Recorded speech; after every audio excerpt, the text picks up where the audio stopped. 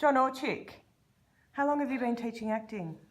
Oh, since 1987, I suppose 30 years. Right. And what do you love most about teaching acting? I like discovering new people who are not afraid to express themselves. But I also love the fact that in teaching acting, I learned a lot about actually acting and directing and writing and realizing that there's no set thing, that things are always changing and that I love discovering new things, new techniques. How long have you been acting? 50 years. What was your first acting gig? It was actually one line in a play, Shakespeare's Henry IV parts 1 and 2 combined, and I had one line, which I stuffed up on opening night. What was your last acting gig? It was an episode. I had a fantastic time on Dr. Blake's Mysteries. And who would you say has been an influence on you in the industry? Well, as an actor, without doubt, maybe Jack Nicholson as one of the older actors, and certainly Ryan Gosling, I think, is fantastic. Courses or teachers in the industry you recommend?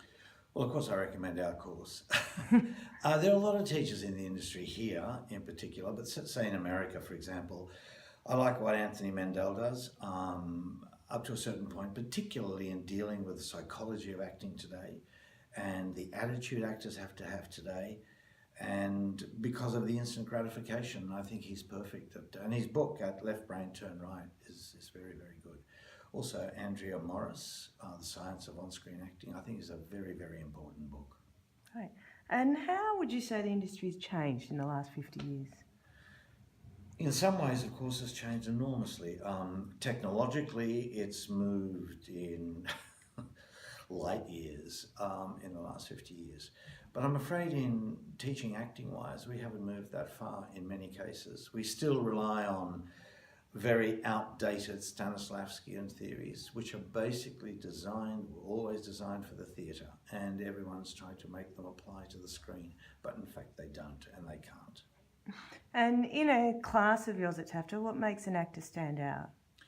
Someone who's not afraid to express themselves as themselves and just to be their own individual self and not try to be a character. So in saying that, any last words for up-and-coming actors? Yeah. Always be yourself unless you can be Spider-Man, and then just be Spider-Man.